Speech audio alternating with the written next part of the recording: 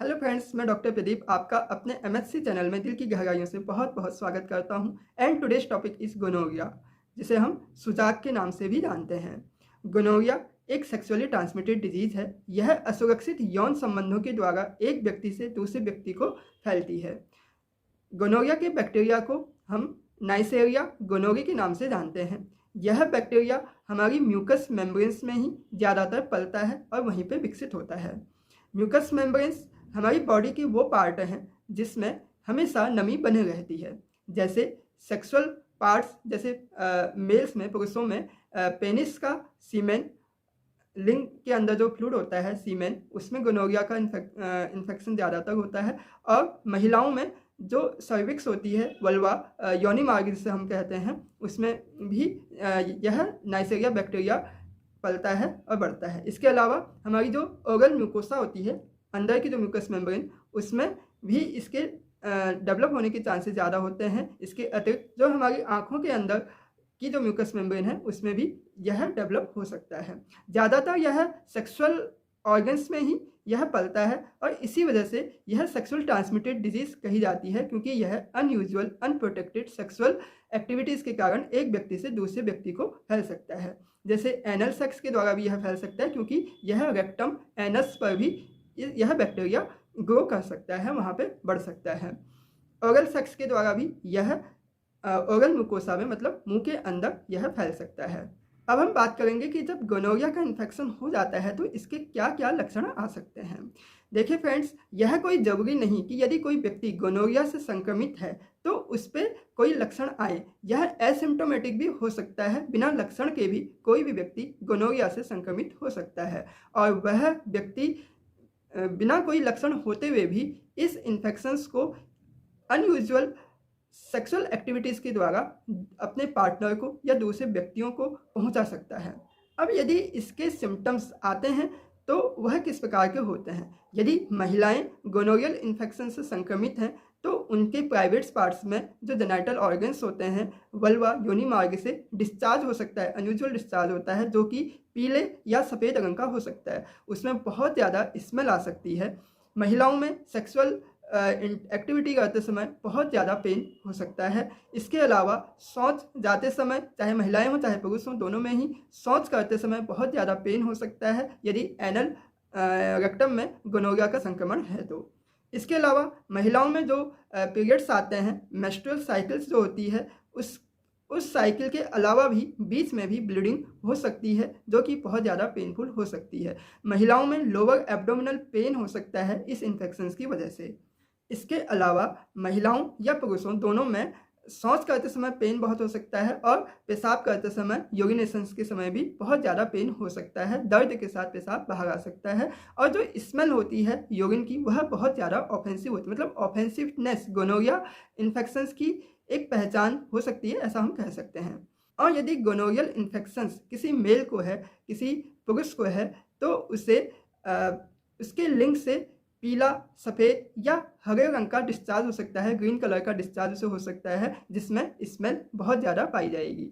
इसके अलावा पपोतों में दर्द हो सकता है। पपोते मतलब जो लिंग के पीछे की जो गुठलियाँ होती हैं, गोटियाँ होती हैं, उनमें दर्द और सूजन दोनों ही हो सकती है। पेशाब करते समय बहुत ज़्यादा जलन हो सकती है। यूरेथ्रा में स्वेलिंग हो सकती है। जो लिंग होती है उसके अंदर की जो मूत्र नली होती है, उसको हम यूरेथ्रा बोलते हैं, उसमें भी स्वेलिंग आ सकती है। और यदि यह इन्फेक्शंस गले में हो गया है तो इसकी वजह से सोर थ्रोट हो सकता है, मतलब गले में दर्द हो सकता है, खाना खाने में या निगलने में दिक्कत हो सकती है, परेशानी हो सकती है, पेन हो सकता है। अब यदि कोई प्रेग्नेंट महिला इस गोनोरिया से संक्रमित है तो वह अपने इस इन्फेक्शंस को डिलीवरी के समय अपने नवजात शिशु को भी ट्रांसफ़र कर सकती है। जब डिलीवरी के समय नवजात शिशु नीचे को आता है और वेजाइनल फ्लूइड जो योनि मार्ग के तरल पदार्थ के संपर्क में आता है, तो उसकी आँखों में या मुँह में इस गोनोरिया का इन्फेक्शन हो सकता है। अब हम बात करेंगे कि गोनोरिया का संक्रमण किसे नहीं हो सकता है। देखिए, वैसे तो यह जो गोनोरियल इन्फेक्शन है, यह जेनिटल फ्लूइड या सेक्सुअल फ्लूइड्स के माध्यम से एक व्यक्ति से दूसरे व्यक्ति को बहुत ज़्यादा फैलता है। लेकिन इसके अलावा यदि यह ओरल मुंह में अगर गोनोरिया का इन्फेक्शन हो गया है, मुंह के अंदर में गले में इन्फेक्शन हो गया है, तो इसकी संभावनाएं किस करने के साथ ही एक व्यक्ति से दूसरे व्यक्ति को किस करने के साथ भी इसके दूसरे को फैलने के चांसेस रहते हैं। लेकिन अभी तक मेडिकल रिसर्च में इस चीज़ का कोई पुख्ता प्रमाण नहीं आया है कि गोनोरिया का इन्फेक्शन किस करने से भी एक व्यक्ति से दूसरे व्यक्ति को फैलता है। यह अभी तक सिद्ध नहीं हो पाया है। इसके अलावा गोनोरिया का इन्फेक्शन एक व्यक्ति से दूसरे व्यक्ति को हाथ मिलाने से, शेक हैंड करने से यह नहीं फैलता है, गले मिलने से यह नहीं फैलता है, एक थाली में खाना खाने से भी यह नहीं फैलता है, एक गिलास में पानी पीने से भी यह नहीं फैलता है, एक ही बाथरूम को शेयर करने से भी गोनोरिया का इन्फेक्शन एक व्यक्ति से दूसरे व्यक्ति को नहीं फैलता है, और एक व्यक्ति से दूसरे व्यक्ति को आपस में कपड़ों को शेयर करने से भी इसके फैलने के चांसेस नहीं होते हैं। और इसके साथ ही संक्रमित व्यक्ति के छींकने से, खांसने से यह एक व्यक्ति से दूसरे व्यक्ति को नहीं फैलता है। अब हम बात करेंगे कि गोनोरिया की डायग्नोसिस हम कैसे कर सकते हैं, कैसे जांचेंगे कि इस व्यक्ति को गोनोरिया का इन्फेक्शन है। इसके लिए क्या होता है कि जैसे मैंने बताया कि जो गोनोरिया का इन्फेक्शन होता है यह ज़्यादातर म्यूकस मेम्ब्रेन्स पर ज़्यादा होता है। म्यूकस मेम्ब्रेन्स मतलब वो पार्ट्स जो कि हमेशा भीगे रहते हैं म्यूकस के द्वारा, जैसे हमारे मुंह का अंदर का हिस्सा हो गया या रेक्टम हो गया, लैटिन करने की जगह हो गई, और महिलाओं में सर्विक्स, वेजाइना, योनि मार्ग जिसे कहते हैं वह हो गया, और इसके अलावा पुरुषों में पेनिस लिंक्स का जो सीमेन होता है उसमें इसके ग्रो करने के चांसेस ज़्यादा होते हैं। तो जब संदेह होता है कि इस व्यक्ति को गोनोरिया का इन्फेक्शन है तो इन पार्ट्स से एक स्वैब लिया जाता है, एक सैंपल लिया जाता है और उसको पैथोलॉजी लैब में भेजा जाता है, जहाँ पे सबसे ज़्यादा जो टेस्ट किया जाता है उसका नाम है नाट टेस्ट, जिसको हम कहते हैं न्यूक्लिक एसिड एम्प्लीफिकेशन टेस्ट। इस टेस्ट के द्वारा गोनोरिया बैक्टीरिया के जेनेटिक मटेरियल्स को आइडेंटिफाइड किया जाता है, उसे पहचाना जाता है और इस प्रकार से गोनोरिया के इन्फेक्शंस की जांच की जाती है, उसे कंफर्म किया जाता है कि गोनोरिया का इन्फेक्शन है या नहीं है, या जो आपको सिम्टम्स आ गए हैं वह किसी दूसरी वजह से तो नहीं आ गए हैं, या फिर गोनोरिया ही इसके लिए मेन जिम्मेदार है। अब हम बात करेंगे कि गोनोरिया के कॉम्प्लिकेशंस क्या क्या हो सकते हैं। देखिए फ्रेंड्स, महिलाओं में यदि गोनोरिया अनट्रीटेड रह जाए, उसमें टाइम पर सही एक समय रहते हुए उसे सही नहीं किया जाए, तो इसका इन्फेक्शन पीछे यूरेथ्रा से होते हुए यूट्रस में यह आ सकता है, फेलोपियन ट्यूब में यह आ सकता है, जिससे महिलाओं को PID पेल्विक इन्फ्लामेटरी डिजीज हो सकती है, और इसकी वजह से एक्टोपिक प्रेगनेंसी होने के चांसेस होते हैं। मतलब प्रेगनेंसी जो एक नियत जगह पे होनी चाहिए, जो बच्चा एक नियत जगह पे ठहरना चाहिए वहाँ ना रह के वह दूसरी जगह पे ठहर जाता है, जो कि बच्चे के लिए और प्रेग्नेंट वुमेन के लिए, दोनों की जान के लिए काफ़ी घातक हो सकता है। इसके अलावा यदि गोनोरिया का इन्फेक्शन समय रहते ठीक नहीं किया जाए तो यह बोन्स में भी फैल सकता है, जॉइंट्स में आ सकता है, जिसमें इन्फ्लामेशंस और बहुत ज़्यादा पेन हो सकता है। यदि पुरुषों में गोनोरिया का इन्फेक्शन समय रहते ठीक नहीं किया जाए तो यह स्टेरिलिटी, नपुंसकता को भी प्रोड्यूस कर सकता है, और सुजाक का संक्रमण मतलब गोनोरिया का संक्रमण पुरुषों के जेनाइटल टेस्टिस पे भी जा सकता है, स्क्रोटम इससे इफेक्टेड हो सकते हैं, पोपोतों में सूजन आ सकती है।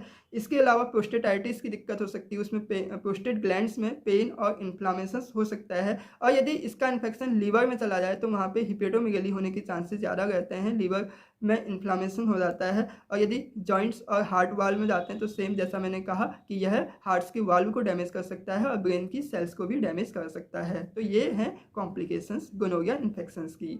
अब गोनोरिया से हम बचाव कैसे कर सकते हैं? जैसा कि मैंने कहा कि गोनोरिया का इन्फेक्शन जो होता है अनप्रोटेक्टेड सेक्सुअल ट्रांसमिटेड डिजीज़ है यह, और अनप्रोटेक्टेड सेक्सुअल एक्टिविटीज़ की वजह से यह होता है। तो इससे जाहिर सी बात है कि आप अपने पार्टनर पर विश्वास रखें और मल्टीपल पार्टनर्स के साथ में सेक्सुअल एक्टिविटी ना करें, तो इससे आप हमेशा बच सकते हैं। यदि आपका पार्टनर किसी सेक्सुअल ट्रांसमिटेड डिजीज से इन्फेक्टेड है या उसमें इस टाइप के कुछ लक्षण आ रहे हैं तो उनकी जाँच कराएँ, और जब तक कन्फर्म नहीं हो जाता है कि उनको दिक्कत क्या है तब तक का उनके साथ में सेक्सुअल रिलेशन में ना रहें।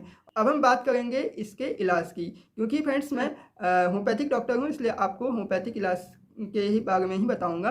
तो होम्योपैथी में बहुत सारी मेडिसिन आती हैं गोनोरिया के लिए, जिसमें सिम्टम्स के बेस पे हमें मेडिसिन देनी होती है। यदि आपके सिम्टम्स मेडिसिन के सिम्टम्स के साथ मैच करते हैं तो निश्चित रूप से गोनोरिया का इन्फेक्शन होम्योपैथिक दवाइयों के द्वारा बहुत जल्दी और बहुत तेज़ी से बिना किसी साइड इफेक्ट्स के ठीक हो जाता है। जैसे यदि गोनोरिया के इन्फेक्शंस में जो डिस्चार्ज होता है वह पीले या हरे रंग का है, उसके साथ ही बहुत ज़्यादा पेन जेनाइटल रीजन्स पे हो गया है, पेनिस पे हो गया, लिंग में हो गया है पुरुषों में, तो उसमें थूजा ऑक्सीडेंटलिस बहुत अच्छा काम कर सकती है। थूजा उन सुजाक के लक्षणों में भी बहुत अच्छा काम करती है जो बहुत ज़्यादा पुराना हो गया हो, जो काफ़ी समय से लगातार परेशान करता रहा हो, तो पुराने सुजाक में गोनोरिया में भी थूजा का बहुत अच्छा रोल हो सकता है। इसके अलावा मेडोगाइनम मेडिसिन्स है, जिसमें यदि सुजाक की या गोनोरिया की पहले कभी हिस्ट्री रही हो कि किसी व्यक्ति को सुजाक पहले कभी रहा हो और उसे एलोपैथिक दवाइयों के द्वारा दबा दिया गया है या उसे सप्रेस कर दिया गया है, जिसके बाद से ही लिंग से संबंधित कई प्रकार की परेशानियां हो गई हैं, पेन हो गया है, बर्निंग लगातार है और जो पेशाब है वह बहुत ज़्यादा ऑफेंसिव है, तो इसमें मेडोगाइनम बहुत अच्छा काम करती है और सुजाक को जड़ से ठीक कर देती है।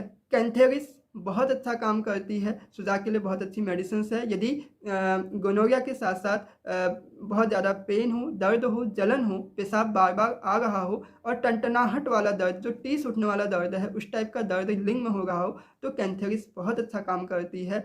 महिलाओं में मर्कसॉल बहुत अच्छा काम करती है। यदि गोनोरिया की दिक्कत में बहुत ज़्यादा ऑफेंसिवनेस है और जो डिस्चार्ज है वह पीले रंग का बहुत ज़्यादा निकल रहा है, मवाद निकल रहा है और उसके साथ में ब्लड्स की क्लोटिंग्स भी उसमें आ रही है, तो मर्कसॉल बहुत अच्छा काम करती है। और यदि गोनोरिया के साथ साथ बहुत ज़्यादा सर्विक्स में पेन हो, महिलाओं में योनि मार्ग में बहुत ज़्यादा दर्द है, तो ऐसे मामलों में क्रियोजोटम भी बहुत अच्छा काम करती है। वैसे क्रियोजोट महिलाओं के जेनाइटल पार्ट्स के लिए बहुत अच्छी एक मेडिसिन मानी जाती है। इसके अलावा भी गोनोरिया के लिए और भी कई दवाइयाँ हैं, जैसे कैप्सिकम मेडिसिन बहुत अच्छा काम करती है। गोनोरिया के इनिशियल स्टेज में, प्रारंभिक अवस्था में एकोनाइट बहुत अच्छा काम कर सकती है। नेट्रम सल्फ और सल्फर भी गोनोरिया के लिए बहुत अच्छी मेडिसिन मानी जाती है। बस ये है कि आपके जो सिम्टम्स हैं, पेशेंट्स के सिम्टम्स के साथ में मेडिसिन के सिम्टम्स के साथ में यदि मैच करते हैं तो होम्योपैथी में गोनोरिया का बहुत अच्छा इलाज हो सकता है। यदि आपको मुझसे हेल्थ से संबंधित कोई भी सवाल पूछते हैं, किसी भी प्रकार की कोई क्वेरीज हों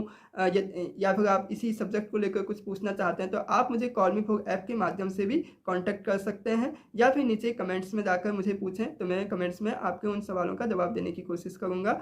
और यदि आपको यह वीडियो पसंद आया हो तो इसे लाइक कीजिए, शेयर कीजिए और सब्सक्राइब भी करना ना भूलें। Thank you. आज के लिए इतना ही, फिर मिलेंगे नए सब्जेक्ट के साथ फिर किसी नए दिन में। Thank you, bye bye.